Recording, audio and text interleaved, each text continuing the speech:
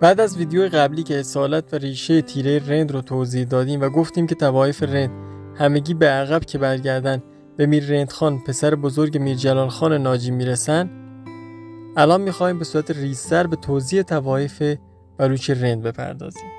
اما قبل از اون توضیحاتی مختصر در رابطه با بزرگان این طوایف رو خدمت شما اعلام میکنیم.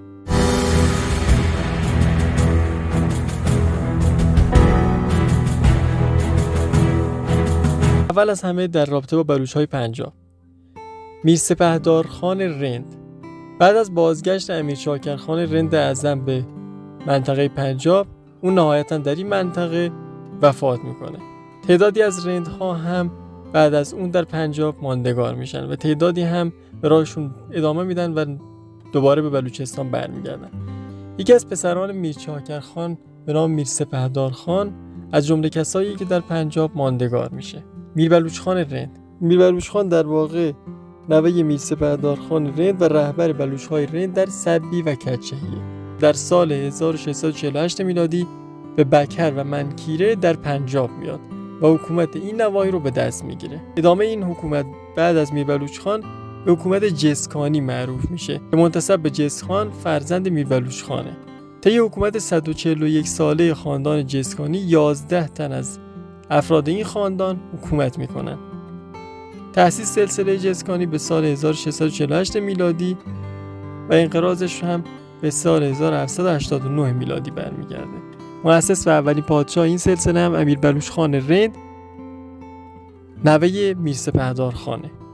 اما بلوچ های منطقه فتحپور که امروزه در واقع در هندوستان واقع، میر شهزاد خان رند از پسران میر چاکر خان رند اعظم به حساب میاد که در دهلی ماندگار میشه و در نزدیکی دهلی ساکن و مناطق وسیع رو هم تحت اختیار خودش در میاره.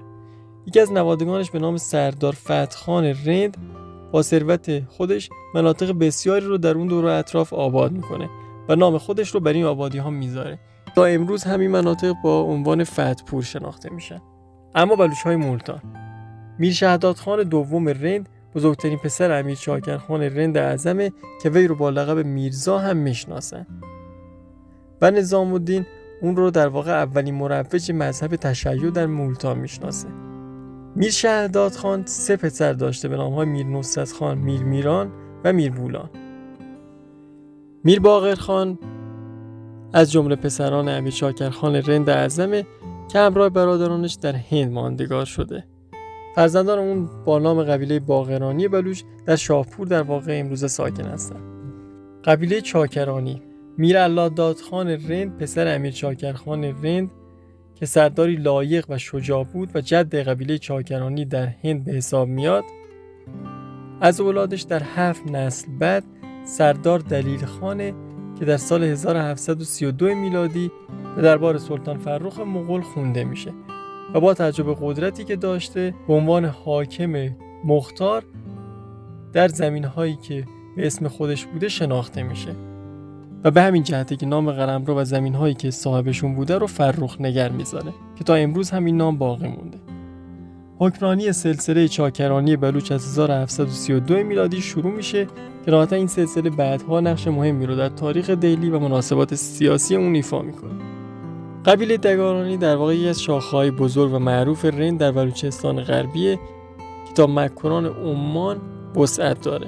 این قبیله نامگذاریشون در واقع به علت دگارخان رنده که یکی از افراد معروف در ایل رند به حساب میاد. قبیله آلیانی.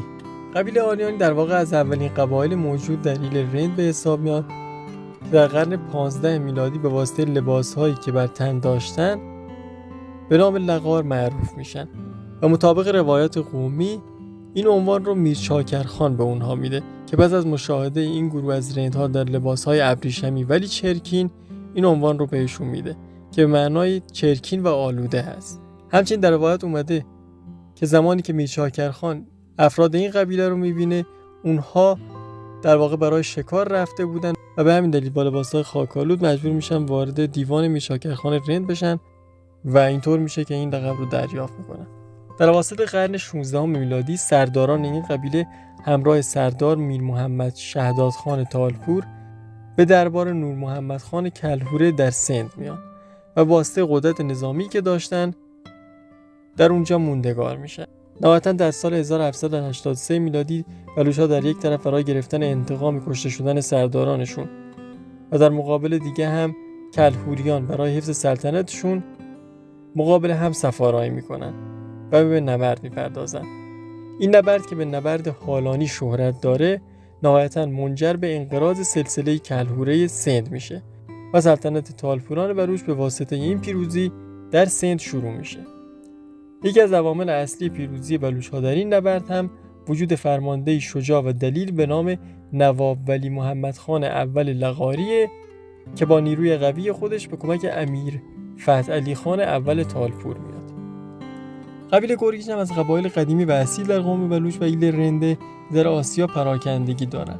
نامآورترین افراد این خاندان هم در حماسه‌های قوم بلوچ حضور دارن که ما میتونیم به حماسه دودا و بالاش که در واقع از پسران میرحسن خان رند به حساب میان اشاره میکنیم.